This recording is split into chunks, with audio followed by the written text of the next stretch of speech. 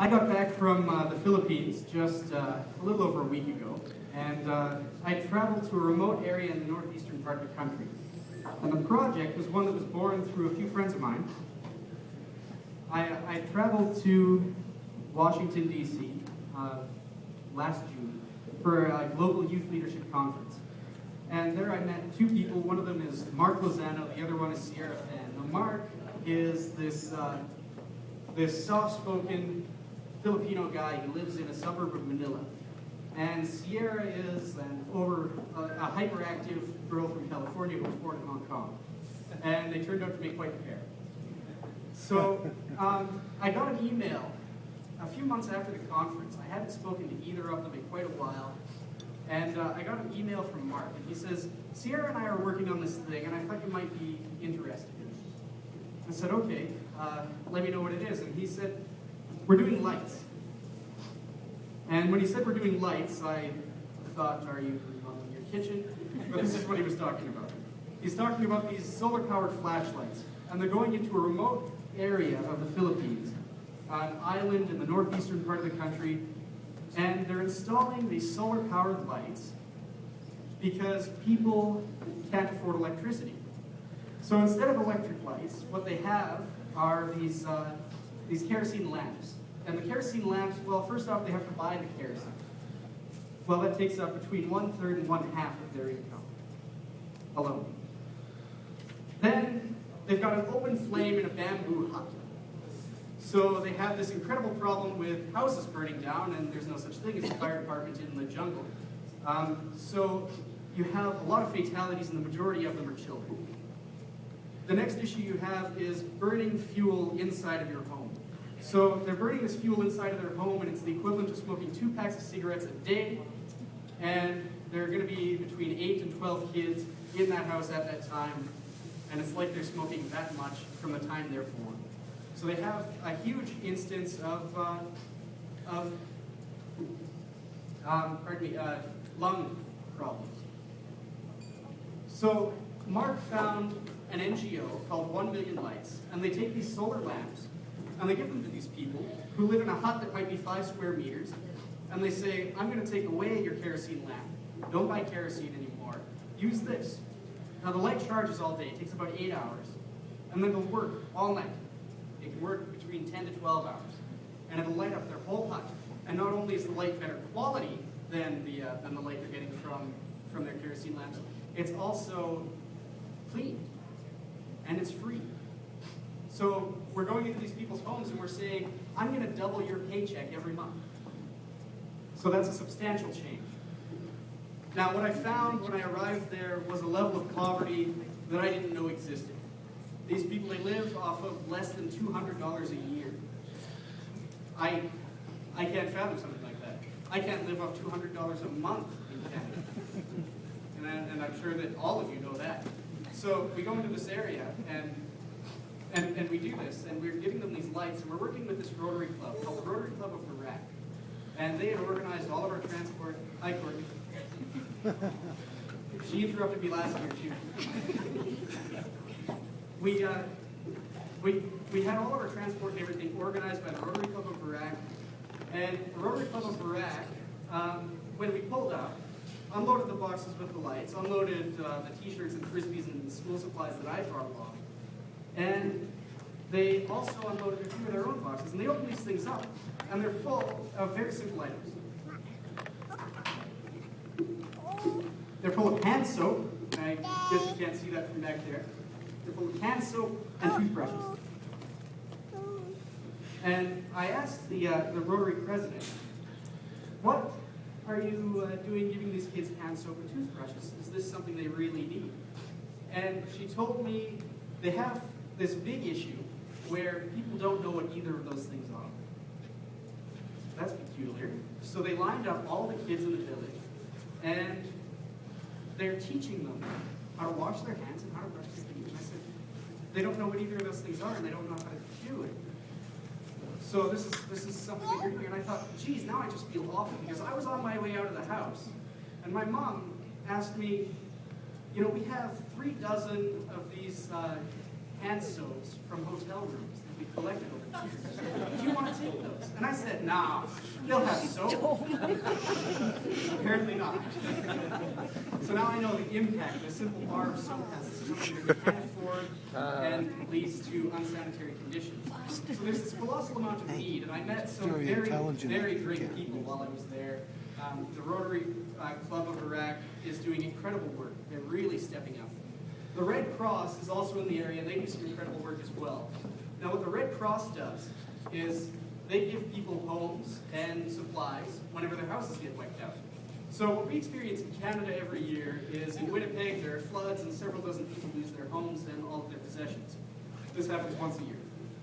In the Philippines, people's houses, like I said, are made of bamboo, and they have this wonderful thing called the monsoon season. So everybody who's not in a concrete house, which is greater than 95%, lose their homes 3 or 4 times a year. So the Red Cross is busy dealing with that and saying, well, you've lost everything. For the 4th time this year, we're going to give you a bed to sleep in. That's an incredible need. So the Rotary Club picks up the rest of the slack.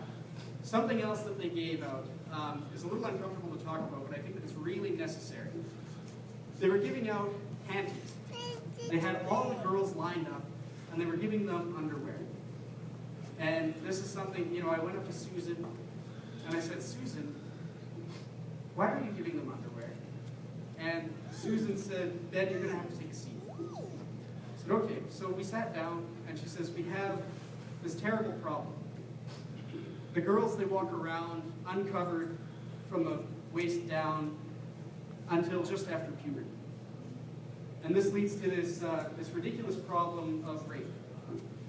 But because the girls are uneducated, they don't know what rape is, they don't know about the concept of no, and they also don't know what the concept of incest is.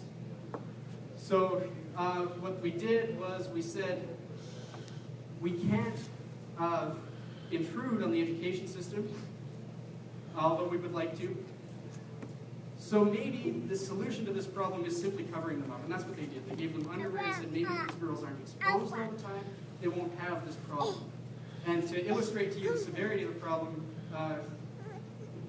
the figure is, by the time a girl is 15 years old in this village of Jugi 2, she's going to have 2 kids.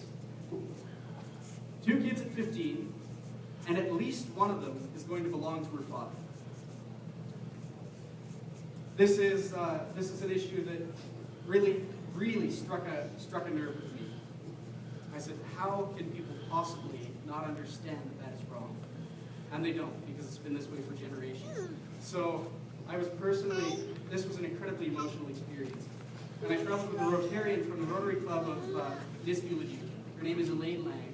She's unfortunately not here with us this evening, but I'm told that during her presentation to her Rotary Club, she broke down because she couldn't handle this idea. And right now I'm telling you that I've got pictures scrolling on the wall here. You see a picture, but I can smell it. I can feel the heat. I can feel that when I shook their hands, it was sweaty and gritty and dirty. And it's very, very easy for me to solve that problem because I can give them hand soap, I can give them toothpaste, and I can give the girls underwear. So this is something that I'm pushing.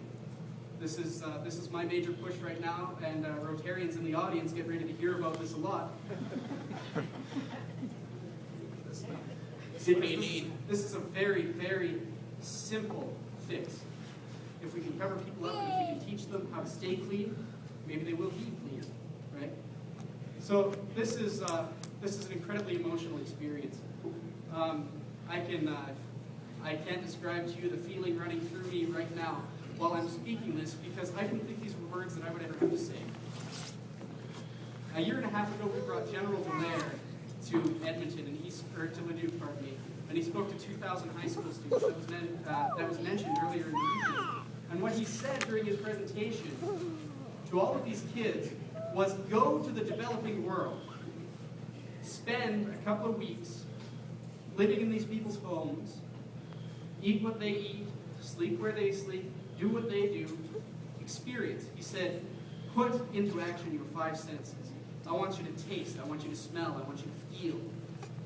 I want you to see. He said, do this, and then bring that passion back. And I can say now that I fully understand what he meant, because the quality of life that we have here is one that these people cannot imagine. I have more money in my pocket right now than one of those individuals is going to make over the next year and a half. Sure, it's plastic, and they don't know that either, because there are no banks on the island. But that's the reality. So, to sum up my experience in the Philippines, I can say that this was the most eye-opening, enlightening, incredible experiences of my life. And the reality is that we live with a level of comfort that the majority of the world doesn't know. And that just by going there and getting one of these, I made a profound impact on one home. One home is 12 people.